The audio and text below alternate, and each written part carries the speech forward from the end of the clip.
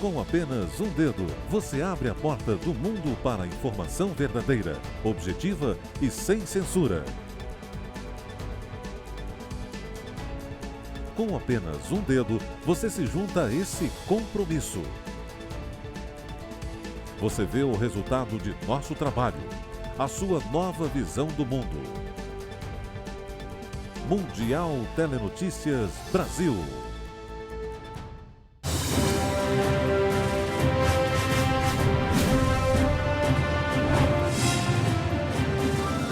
Olá, já estou de volta com outra edição do Mundial Telenotícias. Eu sou Paulo Echevarria, acompanhe comigo.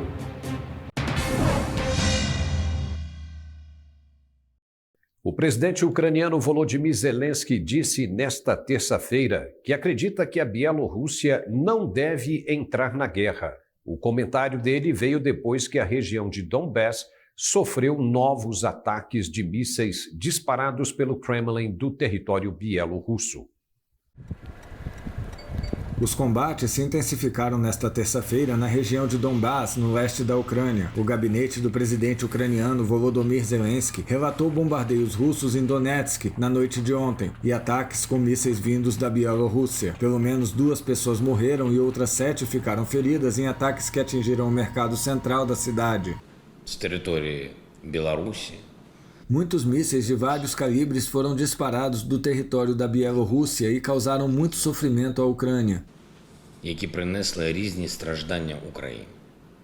Тим не менш, ми розуміємо, що це... No entanto, entendemos que esta não é uma decisão do povo bielorrusso e acreditamos que o povo da Bielorrússia precisa fazer de tudo para não se envolver nesta guerra. в цю війну. Але тим не менш, ми віримо, Acreditamos que a Bielorrússia não será arrastada para esta guerra, mas há provocações e haverá provocações. але провокації вони є, провокації будуть, і Donetsk é a metade sudoeste do Donbass, que ainda não foi inteiramente capturado pela Rússia. No domingo, os bombardeios russos na região mataram pelo menos 6 pessoas e feriram outras 19. Em Moscou, o Kremlin informou que as forças russas atacaram a cidade de Kharkiv com armas de alta precisão nas últimas 24 horas, matando até 150 militares ucranianos. A Rússia também disse que está investigando a tortura de soldados russos mantidos prisioneiros na Ucrânia que foram recentemente libertados como parte de uma troca de prisioneiros. O primeiro-ministro da Etiópia, Abiy Ahmed, disse que se encontrou com o líder do golpe do Sudão, Abdel Fattah al-Burhan, em Nairobi, nesta terça-feira. Segundo o premier etíope, ambos se comprometeram com o diálogo para resolver as diferenças.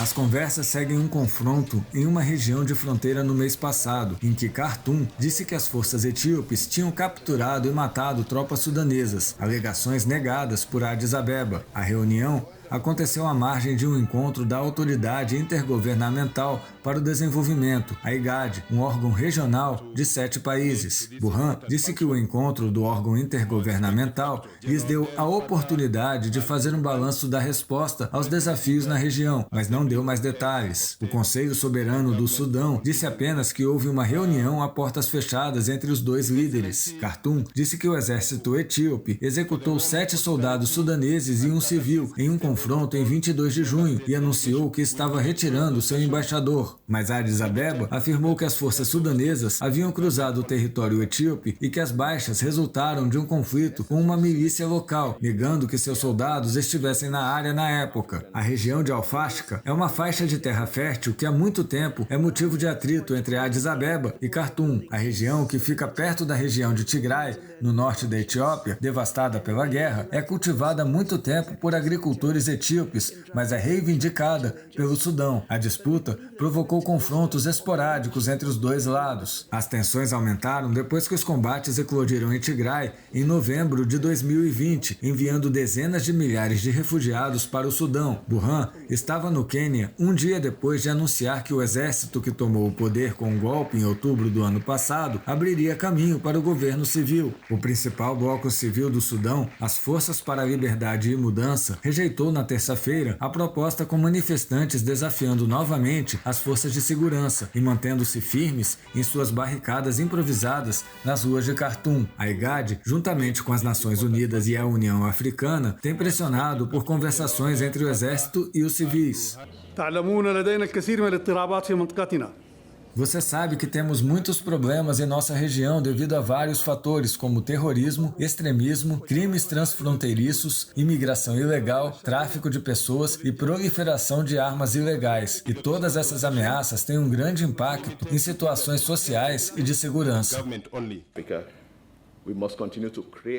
O suspeito de um ataque a tiros em uma parada do 4 de julho nos Estados Unidos foi detido. O tiroteio aconteceu em uma cidade próxima a Chicago. O suspeito, identificado como Robert E. Crimo III, foi detido após ter sido visto dirigindo em uma autoestrada nos arredores de Chicago. The person of interest is now being taken to the Highland Park Police Department, where we're going to begin the next phase of the investigation and speak with this person to make sure or see if in fact he is connected to this incident. O ataque deixou pelo menos 6 mortos e 24 feridos. As celebrações do 4 de julho foram suspensas tanto em Highland Park, onde ocorreu o ataque, como em várias cidades da região. Uma testemunha disse ter visto um único atirador armado com um fuzil.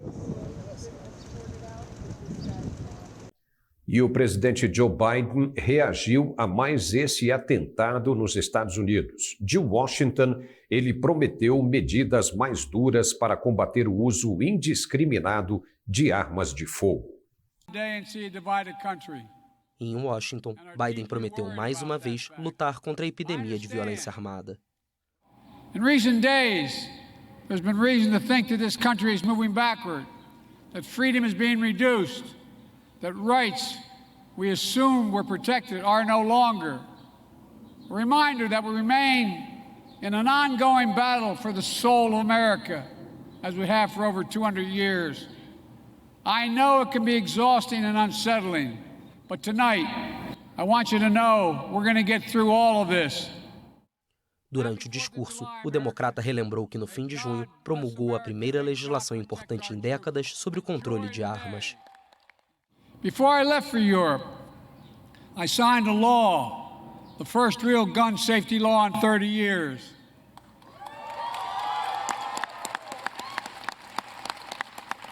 And things will get better still, but not without more hard work together. You all heard what happened. You all heard what happened today. But each day we're reminded there's nothing guaranteed about our democracy. Autoridades identificaram o atirador desta segunda-feira como Robert E. Crimo III, de 22 anos. O jovem escapou e é considerado perigoso pela polícia de Highland Park, que afirmou ter encontrado provas de armas de fogo em um telhado próximo ao local do ataque. A divulgação de um vídeo que mostra a morte de um homem negro vítima de disparos da polícia indignou moradores em Akron, no estado americano de Ohio, que realizaram protestos na cidade. O comandante Steve Millett informou que um relatório da perícia dá conta de 60 ferimentos no corpo de Walker, o que coincide com a versão de seu advogado. Este vídeo, divulgado pelo Departamento de Polícia de Akron, Ohio, gerou protestos na cidade. As imagens mostram o policial se aproximando do carro de Jayland Walker, um homem negro de 25 anos, que fugia após uma tentativa de prisão seguida de perseguição em veículo e a pé. Walker não para e é atingido por vários tiros disparados pela polícia. De acordo com o advogado, o homem teria sido alvejado 60 vezes, o que bate com o relatório da perícia. Para o presidente da Associação Nacional para o Progresso de Pessoas de Cor, Derrick Johnson, a morte foi um assassinato. Depois que as filmagens foram divulgadas, a prefeitura e a polícia de Akron pediram calma por parte da população, enquanto centenas de pessoas protestavam na cidade. Os policiais envolvidos no episódio foram suspensos enquanto aguardam a investigação judicial.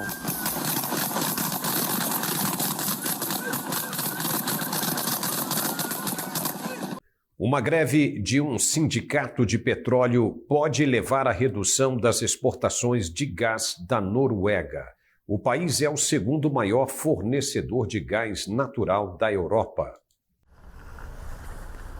Em plena tensão no mercado da energia, a Noruega pode ter que reduzir em cerca de 60% suas exportações de gás no próximo fim de semana, devido a uma greve de um sindicato de petróleo. O alerta foi feito por uma organização patronal do setor nesta terça-feira. A paralisação, que já obrigou a suspensão das operações em 3 jazidas de petróleo e gás no Mar do Norte, cortaria em cerca de 60% as exportações de gás norueguês e em mais de 340 mil barris a produção de petróleo bruto se o sindicato executar a ameaça de estender o conflito. A Norsk Oil and Gas observou que as exportações norueguesas representam 1/4 da energia europeia. E no momento em que os cortes de fluxo da Rússia sobrecarregam o mercado, o continente é quase inteiramente dependente da Noruega. A associação alertou que uma extensão da greve seria muito prejudicial para os dois lados. Este rico país nórdico é o segundo maior fornecedor de gás natural da Europa. Nos últimos meses, o país vem se esforçando para produzir em plena capacidade para responder ao desejo dos países europeus de deixar de depender do gás russo. E agora um rápido intervalo e já voltamos. Quando você precisa saber rapidamente o que está acontecendo nos lugares mais remotos do planeta, só existe um lugar em sua própria língua. Mundial Telenotícias Brasil, sua nova visão do mundo.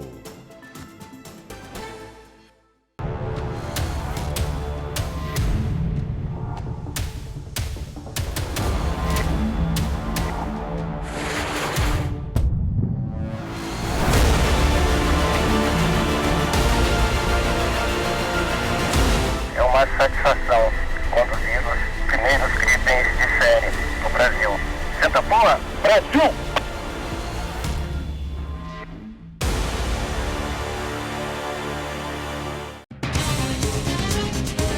É uma questão de tempo antes que você ouça a notícia. Depois de ouvi-la, você terá todas as notícias em nossa língua. Agora, existe uma nova visão do mundo e um novo lugar para acompanhá-lo. Mundial Telenotícias. Sergei Eliezeev, ex-funcionário do serviço que sucedeu a KGB, assumiu o governo da região de Kherson, na Ucrânia. Desde a conquista da cidade, Moscou iniciou uma política de russificação da região. Sergei Eliezeev, que até agora era primeiro vice-governador da região russa de Kaliningrado, assumiu o posto de chefe do governo da região de Kherson. O ex-deputado ucraniano Alexei Kovalev, que passou para o lado russo, foi nomeado vice, responsável pelas questões ligadas à agricultura. Desde a conquista de Kherson, Moscou iniciou uma política de russificação. Introduziu o uso do rublo na região, emitiu passaportes russos e abriu um banco. No início da ofensiva, o presidente russo Vladimir Putin disse que o país não ocuparia a Ucrânia. Agora, o Kremlin afirma que os moradores das regiões devem decidir o destino, o que dá a entender que Moscou seria favorável à organização de um referendo sobre a anexação à Rússia, como aconteceu com a Crimeia. O presidente do Chile, Gabriel Boric, recebeu o projeto de constituição elaborado em meio a uma crise política que será votado em plebiscito em setembro. O presidente assinou imediatamente um decreto que convoca um plebiscito com voto obrigatório em 4 de setembro e que consultará mais de 15 milhões de eleitores com a opção aprova ou rejeita a nova Carta Magna. Será novamente o povo quem terá a última palavra sobre seu destino. Hoje, queridos compatriotas, começamos uma nova etapa. A composição política inédita da convenção, com uma minoria de direita, deu aos independentes um papel fundamental com um total de 104 representantes, em sua maioria ligados à esquerda. Mas os 2/3 necessários para aprovar as normas acabaram impondo moderação e construindo um texto que, se aprovado, vai colocar o Chile na vanguarda em várias questões, como o direito ao aborto. A convenção também inovou ser paritária, 77 homens e igual número de mulheres redigiram o texto, que também incluiu, pela primeira vez, 17 acentos indígenas, para quitar uma antiga dívida com os povos originários, especialmente os mapuches. Manifestantes foram às ruas de Khartoum, capital do Sudão, pelo 5º dia consecutivo para protestar contra os militares no poder. O país vive um momento de turbulência após a repressão das forças de segurança contra o ato da última quinta-feira, com a morte de 9 manifestantes. O dia 30 de junho é simbólico no Sudão, um dos estados mais pobres do mundo, situado na África Oriental. A data marcou o aniversário do golpe que levou Omar al-Bashir ao poder em 1989 e o início das manifestações de 2019, que culminaram com a queda do ditador. Foi então formado um governo de transição que incluía civis e militares, derrubado em 25 de outubro de 2021 em um golpe liderado pelo general Abdel Fattah al-Burhan.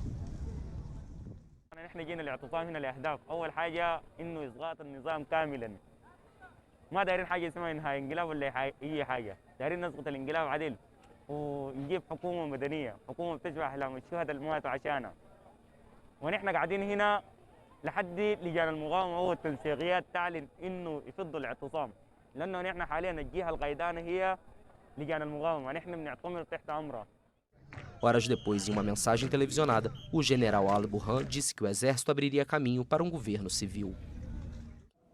أولاً عدم مشاركة المؤسسة العسكرية في المفاوضات الجارية حالياً والتي تسهلها الآلية الثلاثية وذلك لإفساح المجال للقوى السياسية والثورية والمكونات الوطنية الأخرى من الجلوس وتشكيل حكومة من الكفاءات الوطنية المستقلة. ثانياً بعد تشكيل الحكومة التنفيذية سيتم حل مجلس السيادة وتشكيل مجلس أعلى للقوات المسلحة من القوات المسلحة والدعم السريع يتولى القيادة العليا للقوات النظامية ويكون مسؤولاً عن مهام الأمن والدفاع. Desde que os militares chegaram ao poder em outubro, pelo menos 114 pessoas morreram e centenas ficaram feridas na repressão dos protestos, que acontecem todas as semanas, alguns com mais e outros com menos participação popular. O euro registrou o menor nível em relação ao dólar americano desde 2002. Os dados econômicos que apontam um risco crescente de recessão na eurozona.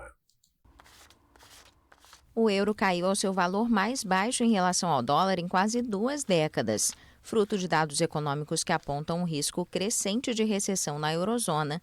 A moeda única europeia cedeu cerca de 1% e foi cotada a cerca de $1,03, algo que não acontecia desde o final de 2002. A incerteza da guerra da Ucrânia e os problemas com os cortes de gás russo pesam fortemente sobre a divisa europeia. Por sua parte, o dólar está impulsionado por uma política monetária mais agressiva do Federal Reserve dos Estados Unidos. Desde o começo do ano, o euro perdeu 9,4% frente ao dólar e já se aproxima da paridade com a moeda americana pela primeira vez desde sua criação em 1999. Silvina Batakis tomou posse como a nova ministra da Economia em uma Argentina cheia de incertezas, com uma das inflações mais altas do mundo e metas duras a cumprir no âmbito de um acordo com o Fundo Monetário Internacional. A inflação no país é uma das mais altas do mundo. Além disso, a Argentina tem de cumprir metas duras no âmbito de um acordo com o Fundo Monetário Internacional. Estamos convencidos de que el rumbo de Argentina tiene que ver con el manejo fiscal de nuestras cuentas, conseguir el programa económico que el presidente vino marcando y lograr, por supuesto, que Argentina tenga más exportaciones y revalorizar nuestra moneda. A breve mensagem da ministra foi destinada a tranquilizar os mercados diante dos questionamentos gerados por sua nomeação. Nesta segunda-feira, a moeda argentina sofreu forte desvalorização no mercado informal, passando de uma paridade de 239 pesos por dólar no fechamento de sexta-feira para 260 no final do dia desta segunda-feira. A nova ministra tem o desafio de definir os instrumentos com os quais vai enfrentar o déficit fiscal, a escassez de divisas e a alta dos preços. País com a maior taxa de mortalidade do mundo por Covid-19, o Peru voltou a impor a obrigatoriedade do uso de máscaras em locais abertos e fechados. O país sul-americano tem a maior taxa de mortalidade por 100 mil habitantes. Ya estamos en una cuarta ola, ya es el uso obligado de la mascarilla en cualquier ambiente, sea cerrado o abierto. Os contágios no Peru chegaram a mais de 20 mil na última semana, quando autoridades anunciaram que o país enfrenta uma quarta onda da pandemia. As mortes chegaram a 89 e parecem se manter estáveis há 2 meses. Peru tem 65% da população alvo vacinada com 3 doses e mais de 80% recebeu 2 injeções. A quarta dose já é administrada para maiores de 40 anos, mas não foram divulgados os números de vacinados. De acordo com a Universidade Johns Hopkins, o Peru é o país com a maior taxa de mortalidade por Covid-19 do mundo, com 648 mortes para cada 100 mil habitantes. O país já teve mais de 3,6 milhões de casos de coronavírus e 213 mil mortos. E depois desse outro intervalo, voltamos com mais informações. Até já. A melhor alternativa de notícias internacionais em português. Mundial Telenotícias Brasil. É preciso coragem para olhar para o passado e ver as adversidades que superamos.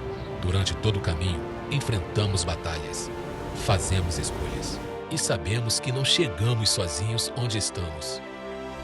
A Marinha está repleta de grandes heróis que inspiram novas histórias. Somos a força que transforma.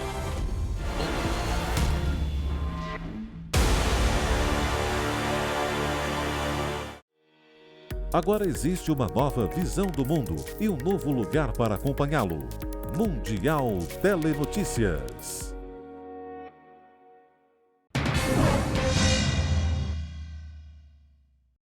Depois de mais de 1 ano de tentativas, a União Europeia conseguiu, nesta terça-feira, aprovar uma lei para controlar as gigantes digitais. A legislação busca evitar práticas anticoncorrência. O pacote é composto por uma lei de mercados digitais para regular a atividade e evitar práticas anticoncorrência e outra sobre serviços digitais, uma ferramenta para reprimir conteúdos ilegais online. Os 2 projetos foram aprovados com ampla maioria de mais de 500 dos 630 votos dos eurodeputados. A lei tinha sido apresentada oficialmente em dezembro de 2020, com o objetivo declarado de colocar ordem no caos dos serviços e mercados digitais. A intenção da União Europeia é regular a atividade do grupo conhecido como GAFAM, Google, Apple, Facebook, Microsoft e Amazon, ainda que também inclua empresas como Booking.com, de reservas online, a rede social TikTok, entre outros. O ponto crítico da proposta é a definição de critérios para classificar uma plataforma como sistêmica ou guardiã, em empresas grandes a ponto de eliminar a concorrência e atuar basicamente à margem das regulamentações vigentes. As empresas que se enquadrarem na definição vão ser auditadas anualmente por órgãos independentes e vão permanecer sob a supervisão da Comissão Europeia. A legislação também estabelece um controle sobre todas as operações de compra desses gigantes para limitar o acúmulo de inovação de startups e evitar as aquisições que as empresas fazem de outras para acabar com a concorrência. Quando se dizia que alguém estava dormindo com os peixes, ninguém esperava vê-lo novamente. Mas nem mesmo a máfia escapou ao impacto das mudanças climáticas. Com o aquecimento global, o maior reservatório dos Estados Unidos está secando pouco a pouco e expondo os segredos mais sombrios de Las Vegas, a chamada capital do pecado. Nem mesmo a máfia escapa das mudanças climáticas. Devido ao aquecimento global, as águas deste reservatório tranquilo perto de Las Vegas estão recuando, expondo os resíduos jogados no lago, entre eles alguns cadáveres. So in the case of Las Vegas, the reputation is that the mob, if they didn't like you or they wanted to kill somebody, they would bury them in the desert, right? They'd take them out in the desert, they'd dump them in the desert, or they would What we never really talked about or suspected was they were dumping bodies in the lake, in Lake Mead. Algumas semanas atrás, o esqueleto de um homem baleado na cabeça e jogado no reservatório dentro de um barril apareceu. O que chamou a atenção dos investigadores é que o crime teria ocorrido décadas atrás. So when they found this body in the barrel at Lake Mead, two things that the police said definitely caught our attention. First of all, they determined that the body had been shot in the head. So it was a murder victim. The second thing they said was that this murder would have occurred sometime in the late 1970s or early 1980s. So, and the third thing is that the body was in a barrel. Entre as décadas de 1940 e 1980, a máfia teve um papel importante no desenvolvimento de Las Vegas, que se tornou a capital mundial dos jogos de azar. A polícia local ainda está investigando o corpo encontrado no Lago Mead. Mas Schumacher tem suas próprias hipóteses. Probably a more likely candidate for the body in the barrel is a man named Harry Pappas. Harry Pappas worked also for the same company that owned the Stardust Hotel, the Chicago mob-controlled company, and he ran the marina out at Lake Mead. O Lago Mead perdeu mais da metade do seu volume e não mostra sinais de recuperação. À medida que o maior reservatório dos Estados Unidos seca, ele pode continuar a revelar os segredos mais obscuros da atuação da máfia em Las Vegas. Moradores de diversas áreas de Sydney deixam suas casas ou se preparam para partir devido à ameaça das chuvas torrenciais que não dão descanso. O fenômeno fez rios transbordarem e provocou inundações em várias partes da Austrália. A Austrália sente a força das águas. Milhares de moradores se preparam para deixar suas casas com receio das enchentes que podem piorar em Sydney. As chuvas torrenciais continuaram nesta terça-feira e aumentaram o volume dos rios. Os serviços de emergência ordenaram a saída de 50 mil pessoas e pediram que 28 mil se mantivessem em alerta diante das inundações que afetam o estado de Nova Gales do Sul. Muitos dos afetados sofreram com inundações sucessivas na costa leste do país em 2021 e em março deste ano, quando 20 pessoas morreram. Last 2 years, but earlier I think it was in March. There was one like this, but I think this time was a little bit higher. The current come up so quick. You know, we didn't expect to be like that, you know, but it just come up too quick and we didn't have time to move. Get a bit pissed off when you're losing a lot of shit every time, but yeah, not much you can do about it, mate. You just smile and keep going. Yeah. No good whinging because no one wants to hear people whinge. That's for sure. Yeah. Got to keep going, I guess. Yeah, anyway, yeah, that's life. Os meteorologistas preveem que a onda de tempestade se mova para o norte ao longo da costa leste da Austrália após 4 dias de fortes chuvas em Sydney. O governo federal declarou desastres naturais em 23 áreas inundadas de Nova Gales do Sul, onde fica a metrópole australiana. A França repatriou dezenas de mulheres e crianças de campos de prisioneiros jihadistas na Síria. A medida representa uma mudança na lenta política de retorno, alvo de muitas críticas. Esta é uma mudança na criticada política do país de retornos a conta-gotas. Segundo o Ministério das Relações Exteriores, as mulheres foram entregues às autoridades judiciais e o Serviço de Atendimento à Infância assumiu a responsabilidade pelos menores de idade, que vão receber acompanhamento médico. Beaucoup de plaisir, même si moi je suis pas concerné, ma fille ne fait pas partie des rapatriements. Beaucoup de plaisir, beaucoup de satisfaction de voir qu'enfin la France opère un virage à 180 degrés, que la raison l'emporte. Voilà, maintenant c'est pour nous c'est une lumière au fond du tunnel qui est au bout là, qui est allumée en disant d'autres rapatriements vont suivre et le tour de ma fille viendra quoi. Mais c'est de la satisfaction avant tout. Voilà. Ao contrário dos vizinhos europeus, a França reluta em repatriar estas crianças, filhos de jihadistas, mas os que já retornaram levam uma vida normal, uma infância recuperada. Desde 2016, o país havia repatriado 126 crianças, mas a operação desta terça-feira representa o primeiro retorno em larga escala ao lado das mães desde a queda em 2019 do autoproclamado califado do Grupo EI na Síria e no Iraque. Antes da chegada do grupo desta terça-feira, quase 200 menores e 80 mães permaneciam nos campos do nordeste da Síria, controlados pelos curdos. De acordo com a ONU, as condições de vida nesses locais são espantosas. 4 matemáticos receberam nesta terça-feira em Helsinki a medalha Fields, incluindo a ucraniana Marina Vyazovska.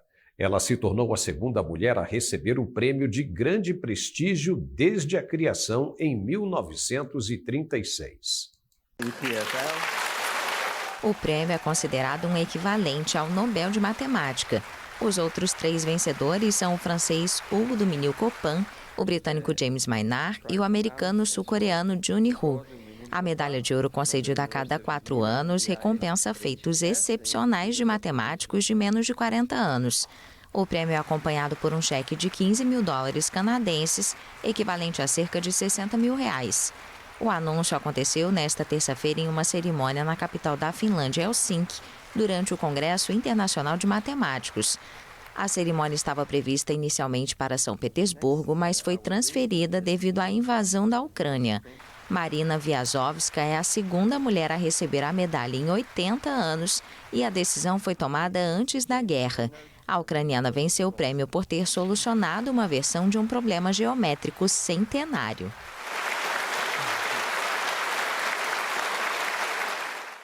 Socorristas continuam a trabalhar na busca de desaparecidos na geleira Marmolada, que colapsou parcialmente no último domingo. A chance de encontrar sobreviventes é praticamente nula.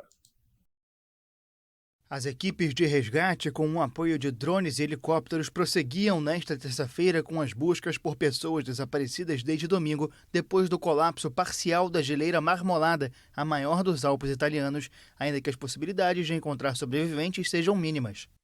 A tragédia deixou pelo menos 7 mortos, 8 feridos e 5 pessoas consideradas desaparecidas. Uma capela ardente foi instalada dentro do complexo esportivo de Canazei, cidade mais próxima onde fica a sede da unidade de crise que coordena as operações. As equipes de emergência utilizam drones com câmeras térmicas, com a esperança de localizar sobreviventes sob a massa de gelo e rochas que se desprenderam. O chefe dos serviços de resgate afirmou que as possibilidades de encontrar sobreviventes são praticamente nulas, assim como as chances de recuperar os corpos, devido ao temor do desmoronamento de outra parte da geleira, com um tamanho equivalente a um prédio de 15 metros. O desastre, ocorrido no dia seguinte a uma temperatura recorde de 10 graus Celsius no topo da geleira, em meio a uma onda de calor na Itália, está ligado à degradação do meio ambiente, de acordo com o primeiro-ministro Mario Draghi. A geleira desabou perto da localidade de Punta Rocca, o caminho habitual para chegar ao topo. A Marmolada é a maior geleira desta cadeia montanhosa do norte da Itália. E por aqui encerramos esta edição informativa do Mundial Telenotícias. Obrigado e até a próxima. É uma questão de tempo antes que você ouça a notícia. Depois de ouvi-la, você terá todas as notícias em nossa língua. Agora, existe uma nova visão do mundo e um novo lugar para acompanhá-lo. Mundial Telenotícias.